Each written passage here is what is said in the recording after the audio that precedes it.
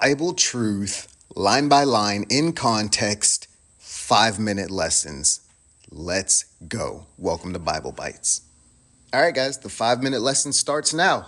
All right, what's going on, guys? So we left off with Romans 3:21, and we walked through this logic train that led us to the revelation that God is the righteousness of God manifested, okay?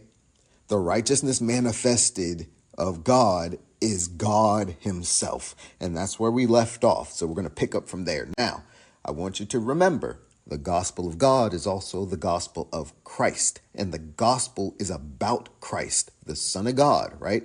Who was declared the Son with power after resurrection. Okay, now, Romans 3:22, Paul then makes this crazy statement. He says, this manifested righteousness of God is unto and upon everyone who believes and has faith in Jesus Christ. Okay, unto, meaning this righteousness of God manifested is leading towards those who believe and have faith in Jesus Christ, and it's upon everyone who has faith and believes in Jesus Christ. Upon meaning on. So the righteousness of God is covering believers, those who believe the gospel message and truth about Jesus, which makes sense because no man can justify himself through the law, which is why God judges the whole world as guilty, Romans 3:6-19, because there is none righteous, Romans 3:10,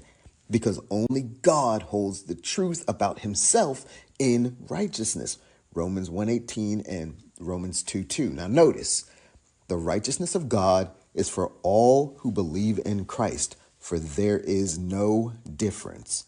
Remember, Romans 1:16 says the gospel of Christ is God's power for salvation for both Jew and Gentile. This is important because Gentiles were shown God through his creation. They know his law by conscience. They do not like to keep God in their knowledge, and they know sin equals death, and they still sin, but take pleasure in others and themselves doing sin anyway. And then for the Jew, they have the oracles of God. They know what is and isn't holy. They rest in law and boast in God. They judge sinners while sinning themselves, and they only outwardly are circumcised. Neither group found salvation in knowledge. Knowledge blinded them to the truth. Gentiles turned truth into creation. Jews turned truth into law, and neither found their path to well-doing. Romans 2:13. Only doers are just. But God reveals his righteousness through fairness to all. Romans 1:17, righteousness revealed from faith to faith. And then Romans 3:10-11, because none are righteous, none seek God. Remember, Gentiles had creation, Jews had the law, but neither found the truth, i.e. God. Romans 3:6, how shall God judge the world? Remember, context was focused on Jews being and feeling better than Gentiles in relation to God's approval, right? Indicating God needs to judge all. Why? Romans 3:22.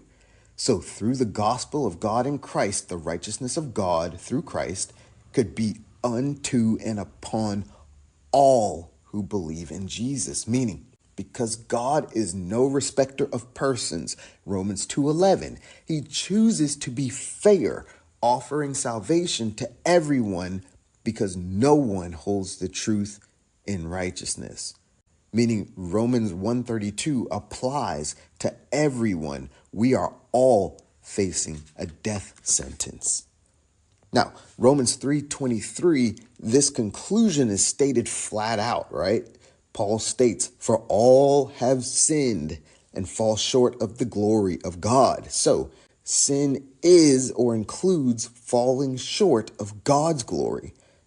Makes sense, right? We saw those verses before, but we also know ignoring and denying the truth of God, not giving God glory, being unthankful to God about creation, right? That's falling short.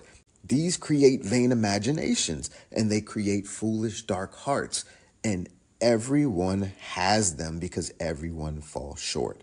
Now, Romans 3:24, and then we're going to finish up. Paul then states justification comes freely from God, but there are conditions. Now, first, I want you to notice justification comes from God. Remember, Romans 2:13 says only doers of the law are just before God. Remember, Romans 2:2 says only God can judge the acts of men according to truth. So to be judged as just, we talked about that before, right? To be judged as just or good, God must judge a man according to his truth. But according to God, Romans 3:10 and 11, there are none righteous.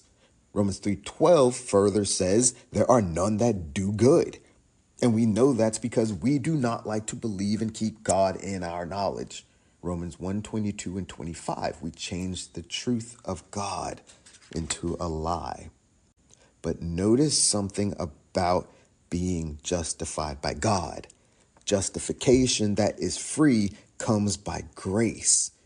Grace is undeserved blessing. And this tracks with Romans 2:13 and Romans 3:10 and 11, because only doers of law are just. However, there are no doers. So for a man whom God has already found unjust to be found just by God suddenly, that would require an undeserved gift from God. And that gift is grace. We're going to stop there, guys. This is where we're starting to unpack these commonly used terms that Christ followers or Christians like to throw around and use them as feel-good motivational things, but they have some backing behind them. They have substance behind them. And when you start to understand what that substance is, it changes the way you relate and how you talk to God. I love that. That's what I want, and that's what I want for you. I want more of it. So I'll see you next time, guys. This is Bible Bites. We're out.